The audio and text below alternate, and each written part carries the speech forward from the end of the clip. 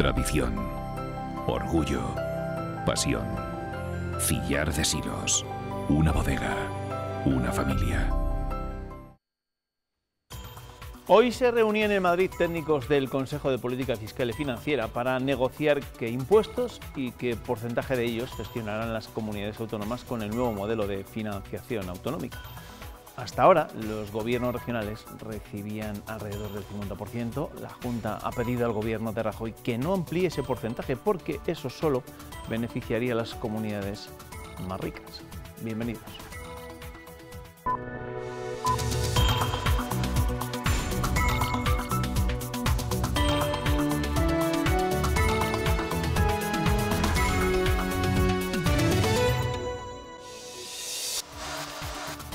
Nuestra imagen del día la protagoniza esta noche la consejera de Economía y Hacienda, Pilar del Olmo. Rechaza que se incremente el porcentaje en la cesión de la recaudación de impuestos por parte del Estado a las autonomías por su impacto muy negativo en la solidaridad y reclama una armonización fiscal para evitar la competencia desleal entre las comunidades en la tributación, a la vez que insiste en que haya transparencia en el cálculo del cupo vasco.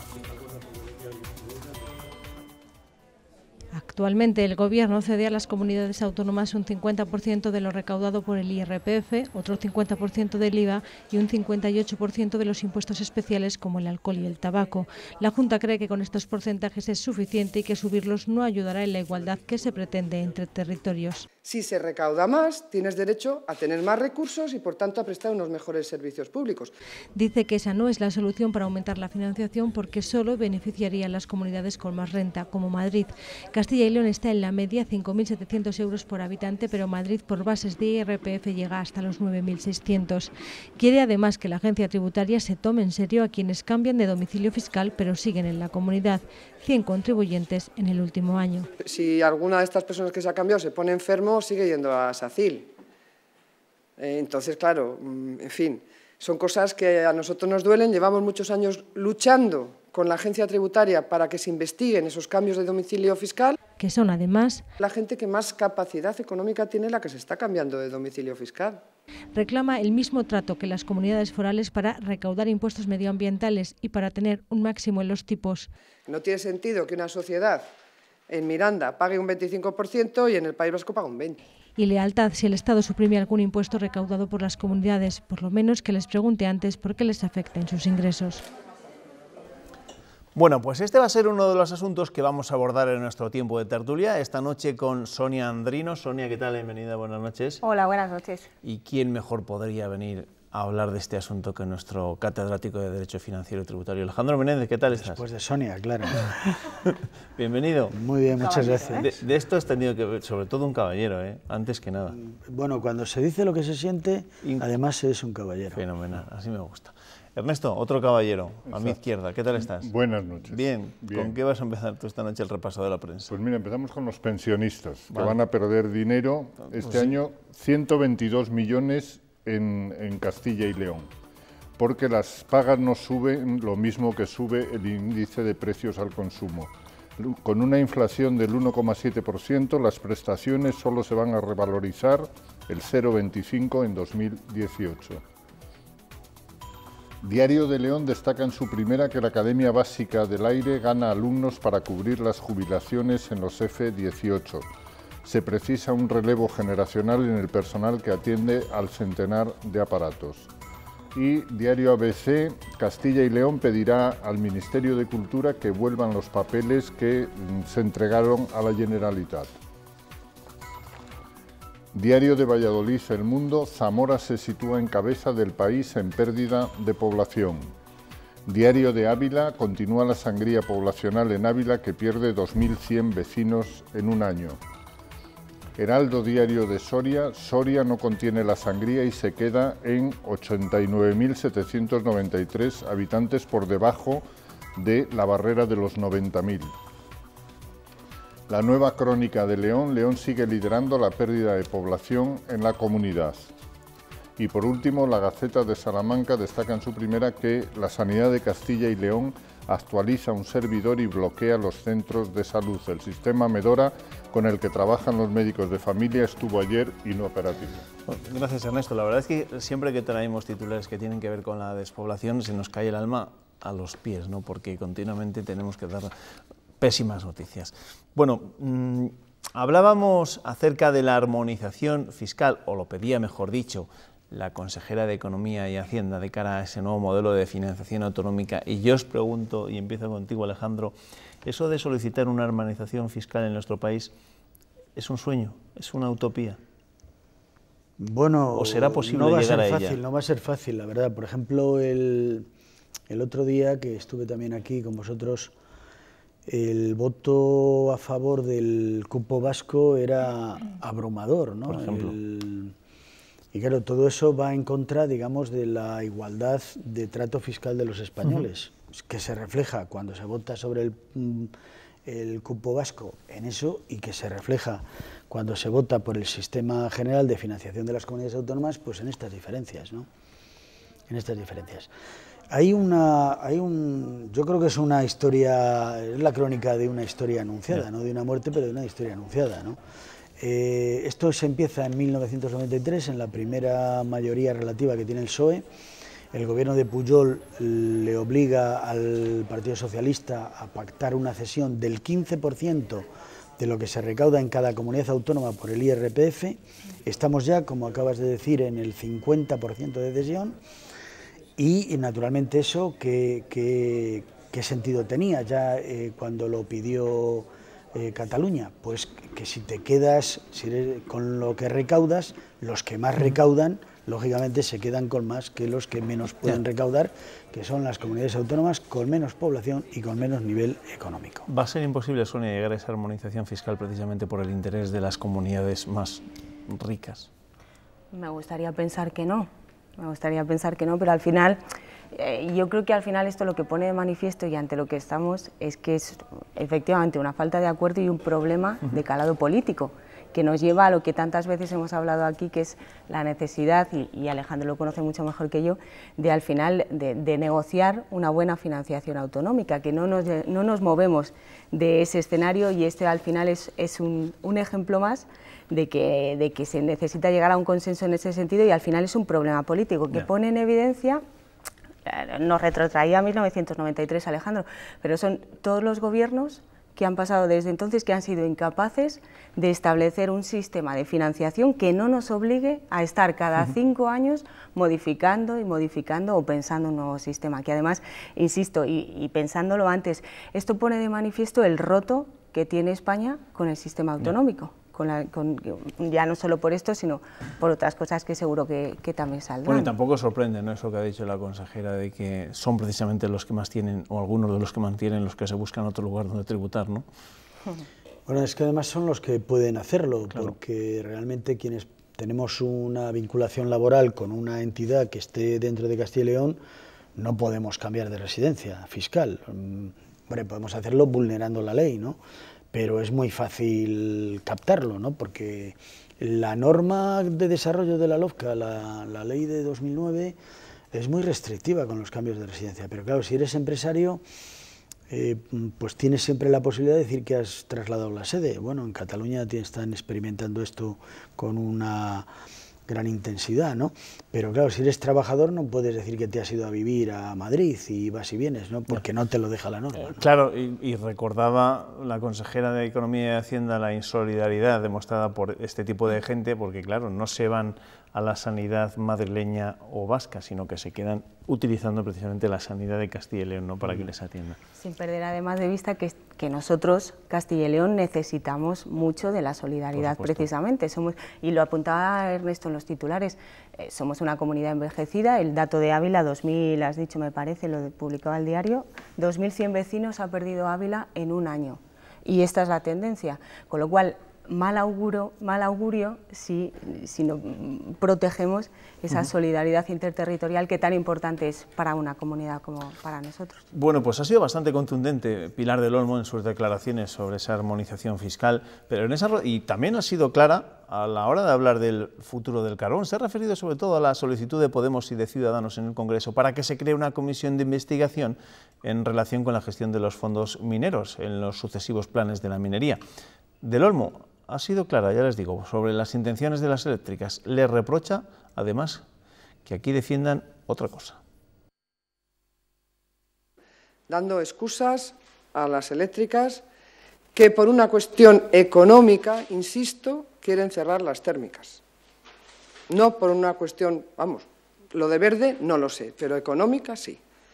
Porque, claro, el gas, que es lo que les interesa, es más caro que el carbón, y si venden gas en el mix energético, el precio del gas marca para todo lo demás que entra en el mix ese precio.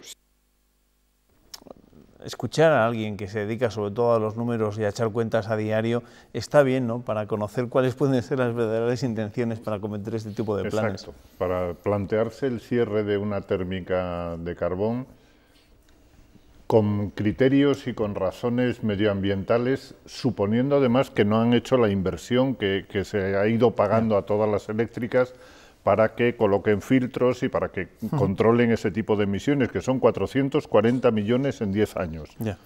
Vamos a seguir hablando de temas que tienen que ver en este caso con la ciudadanía, con atender a los que más los necesitan. Se cumplen 11 años de la aprobación de la Ley de Dependencia. Desde algunas asociaciones consideran que, a pesar de los logros, en los últimos años no se ha avanzado todo lo que se debería. Son padres y madres de niños grandes dependientes para los que esta ley supuso un paso importante, el reconocimiento de la figura del cuidador en el entorno familiar. A pesar de los logros, dicen que aún hay muchas cosas por hacer. Hay que hacer buenas inyecciones de presupuestos y una ley que ampara a las personas y se las reconoce el derecho pues a ser atendidas, a tener una vida plena. Su mayor decepción llegó apenas unos días, 9 meses después de aprobarse en pleno de las Cortes la creación de una tarjeta sanitaria para niños grandes dependientes y oncológicos. Han tropezado con una piedra en el camino. La tarjeta sanitaria se nos ha ido al útero del Gobierno central, porque él dice que no tiene competencia, que no puede haber diferencia entre los niños de Castilla y León y los niños de España. Y yo le recuerdo al señor consejero, muchos niños del territorio español tienen actualizado el catálogo de material ortoprotésico, gran diferencia con los niños de Castilla y León. Han pedido solidaridad a la Consejería de Sanidad y también han trasladado sus preocupaciones y reivindicaciones al Congreso de los Diputados. ¿Entendéis la decepción de estos colectivos que 11 años después de aprobarse esa ley de dependencia quizá esperaban algo más? Quizá esperaban, por ejemplo, que tuviese más dotación presupuestaria. Claro, evidentemente.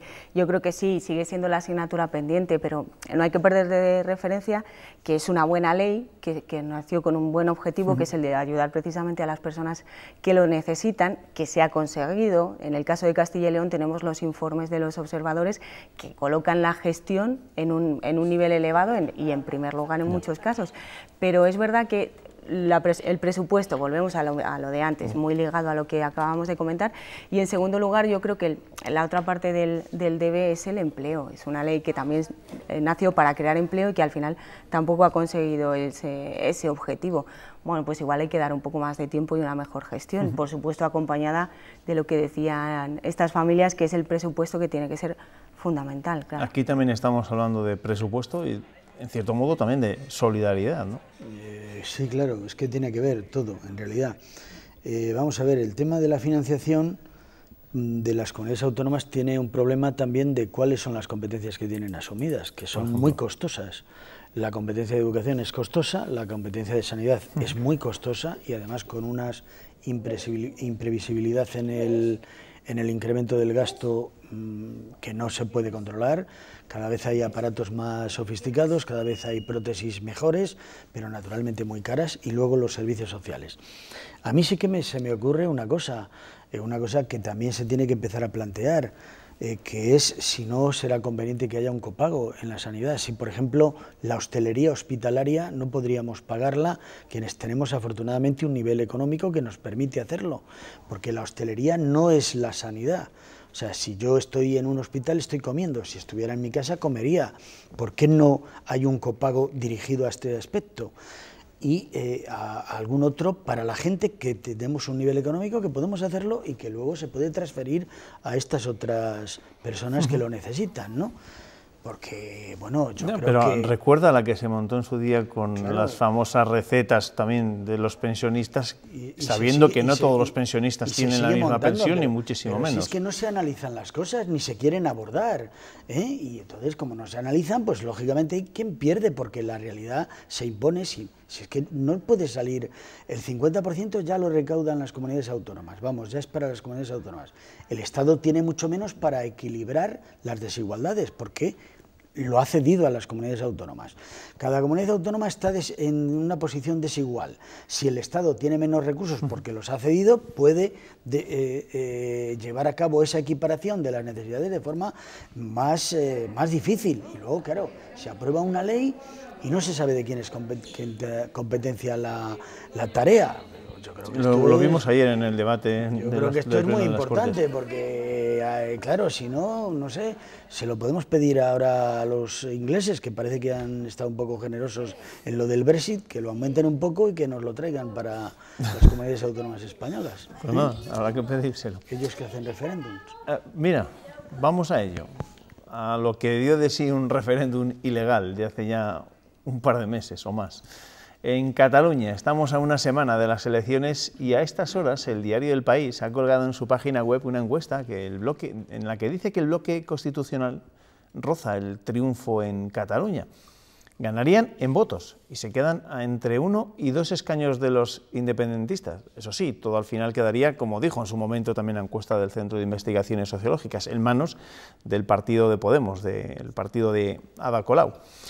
Hoy, además, el Supremo ha rechazado la petición de los encarcelados por el referéndum del 1 de octubre para participar en la campaña electoral de Cataluña. Además, la justicia belga ha archivado oficialmente el caso de Carles Puigdemont y de los 4 exconsejeros huidos a Bruselas. Archivada oficialmente la causa contra Puigdemont. No había más posibilidad una vez anulada la euroorden para que fueran extraditados. El juez Llarena mantenía así abierta la acusación del delito de rebelión que no contempla Bélgica.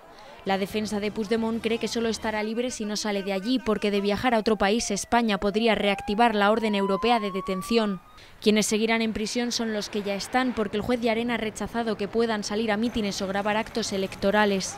El resto de los candidatos han debatido en la cadena SER. Los partidos constitucionalistas abogan por una reconciliación. Centrarnos en la buena gestión, en los problemas del día a día, que no tienen nada que ver con dejar de ser españoles. Y es el momento de reconciliar a los catalanes entre sí, pero también a los catalanes con el resto de los españoles. 3 partidos constitucionalistas con un fuerte apoyo en las urnas el día 21. Los independentistas divididos. La unilateralidad nadie la quiere, ni la defiende, de hecho. Nosotros vamos a decir pues, que los catalanes, mediante su voto, digan no, es que nuestro presidente es el presidente Puigdemont. El único camino para restablecer la democracia en nuestro país y para hacer frente a ese golpe de Estado es construir república. Y los comunes no se casan con ninguno de los bloques. Porque ustedes hablan mucho de reconciliar, pero no quieren hablar con una parte del país, solo quieren enfrentarse a ella. Mientras continúa la investigación por el referéndum ilegal del 1 de octubre, la Guardia Civil ha detenido al director de la empresa Unipost por hacer tarjetas censales.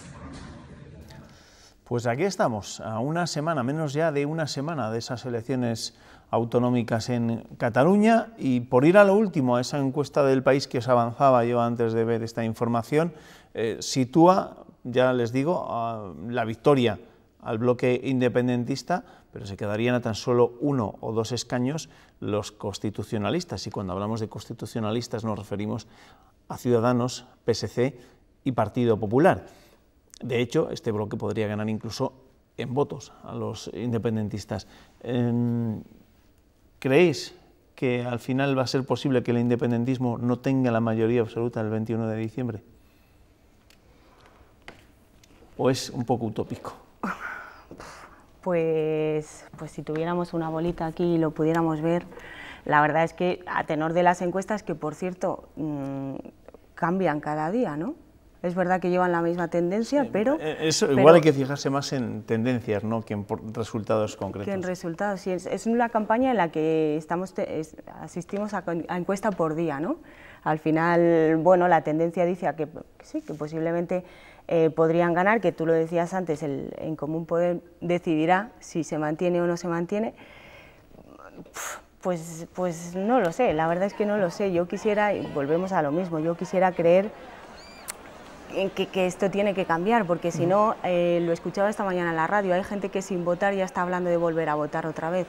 Entonces, o realmente... Que igual se podría generar una situación ingobernable, pero bueno, aquí en este país ya nos estamos empezando a acostumbrar a repetir las elecciones. Y en Cataluña más todavía, todo en Cataluña, que se vota cada año. Entonces, yo lo suyo es que tendría que haber un cambio en Cataluña para que pudiesen cambiar las cosas. Pero bueno, primero habrá que dejar votar y luego pues veremos. Alejandro, tú que eres de los que nunca deja de creer, ¿crees que...? Yo no dejo nunca de sentir. Más que de creer, la verdad.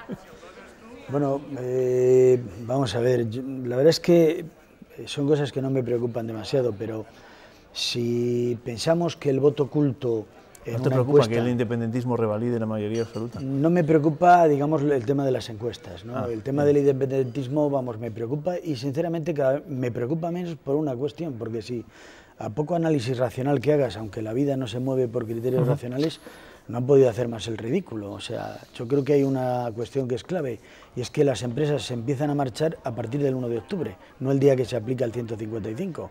Luego, no parece que sea el paraíso terrenal una Cataluña independiente. Yo creo que este es un dato absolutamente racional y contrastable, ¿no? Y sabiendo eso, viendo que muchas de las promesas del independentismo han quedado desnudas por la cruda realidad... Pero es que llevan 40 años sembrándolo, es que llevan 40 años y durante una etapa no lo sembraron, pero otros 40 años atrás también. Y la gente vive en un verdadero delirio en el que además se ha comprometido socialmente y lo ha declarado. Y es muy difícil porque es un tema puramente irracional y sentimental el cambiar de criterio, ¿no? Yo creo, vamos, yo sinceramente lo digo, mi pensamiento es que la separación de Cataluña sería muy dañina para España, pero sería la ruina de Cataluña. Vamos con otra cuestión que también ha recordado Ernesto en su repaso de la prensa regional. El alcalde de Salamanca pedirá una entrevista con el gobierno de Rajoy tras conocerse esa resolución judicial que desestima que sea la Generalitat la que devuelva los documentos del archivo de la Guerra Civil de Salamanca. Traspasa esa competencia al gobierno central. La Junta, por su parte, también considera que el Ejecutivo de Rajoy debe actuar. Lo que va a hacer la Junta de Castilla y León es dirigirse precisamente al Ministerio para que se proceda ya a la devolución de aquellos documentos que ya se pueden devolver porque ya están identificados y corresponden o bien con ciudadanos particulares que no los han reclamado o con documentos que se enviaron por error a Cataluña. Tanto en un caso como en otro, el Ministerio está haciendo una relación de estos documentos. ¿Le dais alguna opción a la posibilidad de que se puedan recuperar esos documentos que de forma irregular salieron hacia Cataluña? Hombre, yo creo que no tenemos que aspirar a que al otro lado de la reclamación haya un hermano del ministro, como ocurre en Sigena, como vicepresidente de la orden que gestiona y que es propietaria del monasterio, y que simplemente con la demostración de que muchos documentos fueron enviados de forma irresponsable, por cierto, porque se supone que hay que controlar también lo que se envía, que no tenían que ir a Cataluña, fueron enviados a Cataluña y ahora lo que corresponde es que los devuelvan a Salamanca. ¿Y vosotros creéis que esto puede llegar a pasar? Hombre, si la Junta de Castilla y León se lo pide al Ministerio, si el Ministerio escucha con un palentino al frente, pues igual hay posibilidades. También es verdad que ha habido muchas reivindicaciones últimamente de la Junta de Castilla y León al Ministerio que no se han escuchado, pero bueno, igual en esta hay suerte y sobre todo lo que dice Ernesto, si su sitio está en Salamanca, pues deberían volver a Salamanca. Un diputado cunero, un diputado por Palencia. Claro, palentino. Entre comillas, sí es cierto. Pues yo no soy capaz de hacer un diagnóstico ni un pronóstico, la verdad, yo creo que el derecho, que es un tipo de conocimiento que se tenía que transmitir a los niños y a la sociedad porque lo inventaron los romanos hace ya muchos siglos y es un instrumento jurídico, de cohesión social muy importante, tiene un instituto que es la prescripción.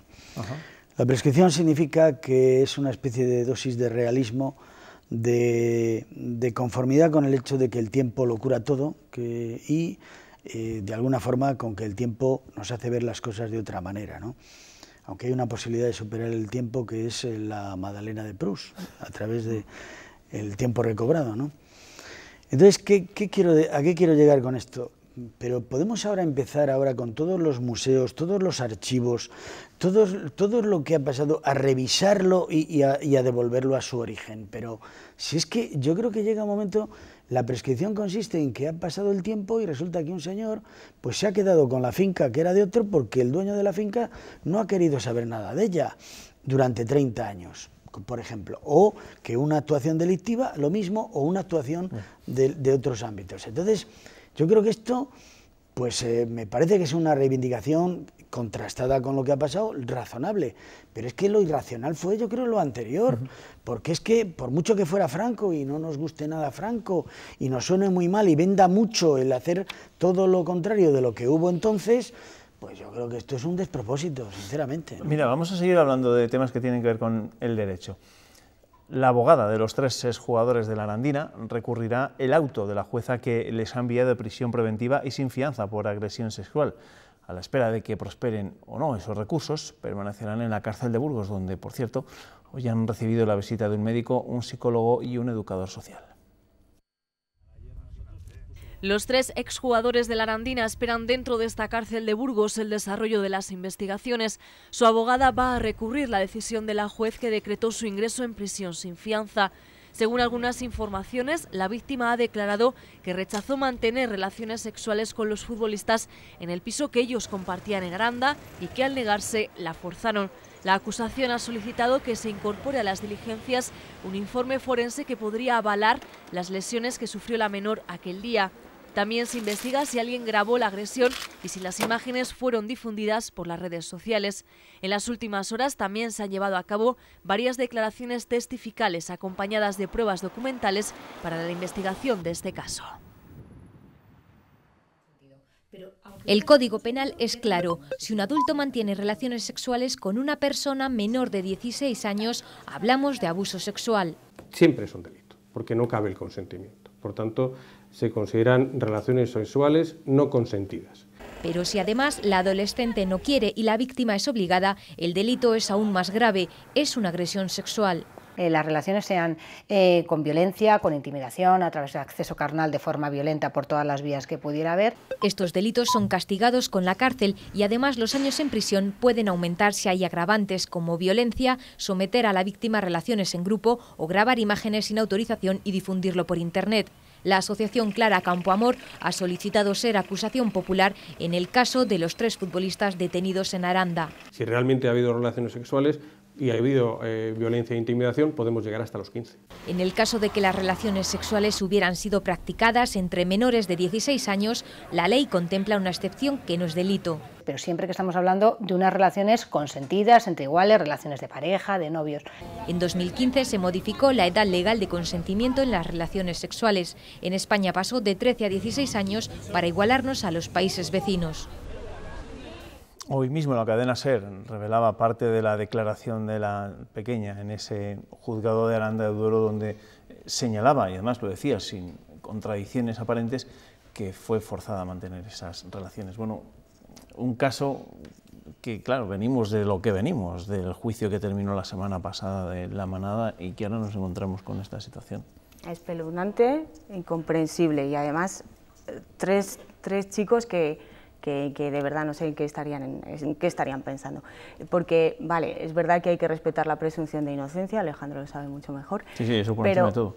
Pero de verdad que es que caiga todo el peso de la ley sobre ellos, porque además es una menor, porque además son 3, porque es que este tipo de situaciones cada vez parece que últimamente las estamos viviendo de una forma demasiado frecuente y hay que ponerle freno ya, y no solo condenarlo nosotros, condenarlo desde todos los ámbitos. Yo, en el caso de estos 3 chavales de la Arandina, le pediría al equipo que fuera muchísimo más contundente en la condena con lo que han hecho sus jugadores. De momento les ha echado el equipo. Les ha echado el equipo y ha hecho un comunicado, pero yo creo que tienen que lanzar un mensaje, primero al pueblo de Aranda de Duero y después a toda la comunidad, de que este tipo de casos no los tiene que consentir nadie.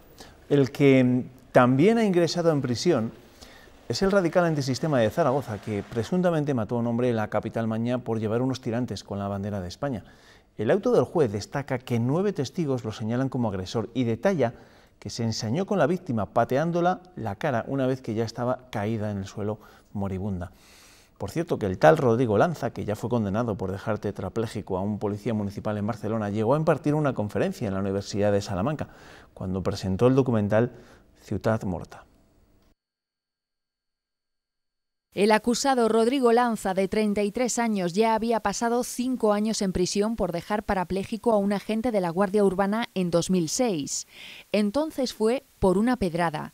Es nieto del almirante Sergio Huidobro, uno de los principales apoyos del dictador Augusto Pinochet. Su último episodio negro ocurría la noche del viernes día 8, en un bar de copas en la zona de Heroísmo, en la capital aragonesa. El ministro de Interior asegura que el detenido es una persona muy radical. Y ese radicalismo pues lo ejerció precisamente contra esta persona.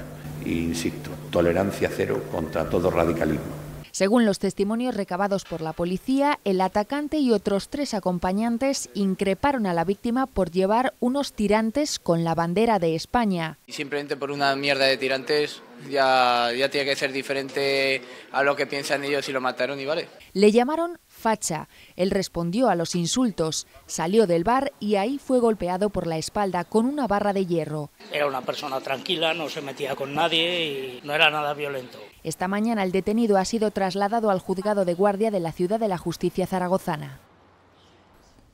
Y una noticia de última hora, un suceso de última hora que también nos llega desde Aragón. 3 personas han muerto, entre ellas 2 guardias civiles, durante un tiroteo registrado sobre las 7 de la tarde en una masía situada en el paraje de El Ventorrillo, entre las localidades turolenses de Andorra y Albalate del Arzobispo.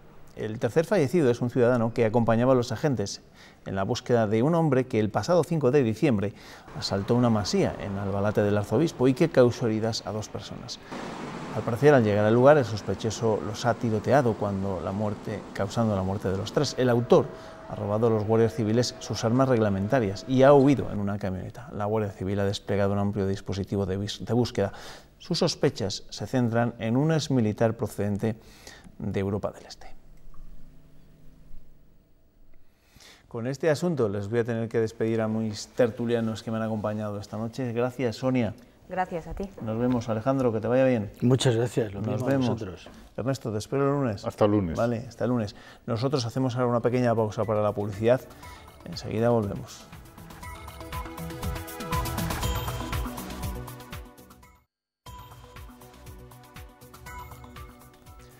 El Boletín Oficial de Castilla y León publicaba este jueves la actualización del protocolo específico de actuación en agresiones a personal docente y no docente y en casos de acoso de los centros sostenidos con fondos públicos que imparten enseñanzas no universitarias en nuestra comunidad. Queremos conocer más detalles de ese protocolo, de esos protocolos, y por eso hemos invitado al tiempo de entrevista al director general de Política Educativa Escolar de la Junta, Ángel Miguel Vega. Ángel, ¿qué tal? Bienvenido, buenas noches. Buenas noches. ¿Los protocolos se tienen que actualizar porque cada vez se detectan más casos de agresiones a profesores y más casos de acoso en las escuelas? No necesariamente. En el caso del acoso escolar contábamos con un procedimiento desde el año 2006. Lo que sucede es que se han regulado posteriormente otras figuras y, para adaptarlo también a la nueva realidad. En el caso de agresiones al personal docente y no docente no contábamos con precedente al respecto y es la primera vez que se publica este protocolo. ¿Y qué medidas se proponen en estos nuevos protocolos? Bueno, en el caso del acoso escolar se sistematizan las actuaciones. Hay que decir que los centros en buena parte contaban ya con protocolos propios y este protocolo que se publica hoy en el BOCIL es un marco que permite la adaptación a lo ya existente en el caso de que los centros lo quieran mantener o en aquellos otros que no lo tuvieran, pues aplicarlo directamente. Como decía, sistematizan las actuaciones, las fases, Y, en primer lugar, bueno, pues por la sensibilidad sobre el tema, las primeras fases van encaminadas a discriminar el posible caso de acoso de la confirmación del acoso. A continuación, bueno, pues se crea una figura que la Comisión de Acoso Escolar, integrada por el director del centro, el orientador y un profesor que imparta clase al alumno. Y, bueno, pues ahí se desencadenan una serie de actuaciones que se van documentando. Y en el caso de no confirmarse el caso de acoso, bueno, pues hay otra serie de medidas. Ayer el consejero daba algunos datos acerca del acoso escolar, ¿no? Decía que había crecido un 58% las sospechas de acoso, pero que habían caído un 16% los casos confirmados. Dígame, ¿a qué es debido que haya tantas sospechas y a que haya tanto, yo no sé si miedo a denunciar esos posibles casos de acoso, y más ahora, cuando hay mucha más sensibilidad por parte del conjunto de la ciudadanía hasta este tipo de acoso escolar? Bien, nos interesa sobre todo conocer la realidad, es decir, que aflore los casos reales de acoso en primer lugar y luego cualquier sospecha. Nosotros no hacemos una lectura positiva de que hayan incrementado los casos de sospecha, pero sí es un síntoma de una mayor sensibilidad en la dinámica de los centros, y es lo que refleja, ¿no? Una sensibilidad tanto social como educativa hacia el tema, y de ahí la interpretación de ese incremento. No obstante, como bien decías, los casos de acoso confirmados respecto al curso anterior han disminuido, pero bueno, cualquier caso de acoso nos importa y es grave en sí mismo. El teléfono que se puso a disposición de las familias para que denunciaran esos casos cumplía, si no me equivoco, ayer un año. Yo no sé en qué medida ha permitido evitar muchos de esos casos o prevenir algunos de esos casos. El teléfono es una herramienta que puso a disposición de las comunidades el Ministerio de Educación. Ahora bien, es una forma anónima de detectar los casos, pero se deriva a la comunidad autónoma correspondiente los casos que allí se registran. Nosotros a lo largo del curso 16-17 recibimos derivados de este teléfono del Ministerio 16 casos, y en lo que llevamos en este curso todavía no hemos recibido ningún caso. El consejero ayer en su comparecencia ante la prensa se comprometía a reducir a cero los casos en los que los padres piensen que el centro no está manejando adecuadamente el posible caso de acoso a sus hijos. ¿Y eso cómo lo piensan hacer desde la consejería? Ese es el reto, es decir, que la percepción de las familias, no solo que nuestras aulas sean seguras, sino que la percepción de las familias así sea. Y eso se persigue conseguir, entre otras cosas, a través del protocolo o mecanismos que permitan, como en el caso de los centros concertados, una vía de denuncia directa a la Administración, que la prevé el propio protocolo de acoso. Por lo tanto, estamos trabajando con una realidad objetiva, es decir, tolerancia cero a la violencia en las aulas, pero también la percepción de las familias que los centros sean entornos seguros. Estamos hablando de esos protocolos para actuar en casos de acoso escolar, pero también en el Vocil de hoy hemos podido leer actualizaciones en el protocolo, en caso de agresiones a personal docente y no docente de los centros financiados por la Junta. Claro, hay un problema, porque ayer el propio Fernando Rey venía a decir que se han presentado, creo que más de 2.000 denuncias. 2.278. 2.200, pero que son muchas más las que se han callado por parte de los profesores. Esto, en cierto modo, alarma, ¿no? Bueno, no son denuncias exactamente. Nosotros disponemos desde el año 2006 de una aplicación informática que van rellenando a diario los centros y ahí registran todas las incidencias que afectan a la convivencia. Por tanto, es la fuente oficial, puesto que además los casos de acoso y otros indicadores son validados por el inspector de centro. En el caso de las actitudes negativas hacia el profesorado, así lo podemos decir, porque este indicador dentro de la aplicación informática es la primera vez que se actualiza. Hasta el momento solo se registraba como indicador, digamos, la conducta más extrema, las agresiones físicas al profesorado. Con esta actualización que se realizó hace 2 cursos, pero el curso pasado se recogieron datos por primera vez, se recogen faltas de respeto, agresiones verbales, imposición de la opinión, desafíos al profesor. Digamos, por tanto, que se amplía un poco el foco para recoger toda esta falta de respeto a la dignidad y a la profesionalidad de nuestros docentes.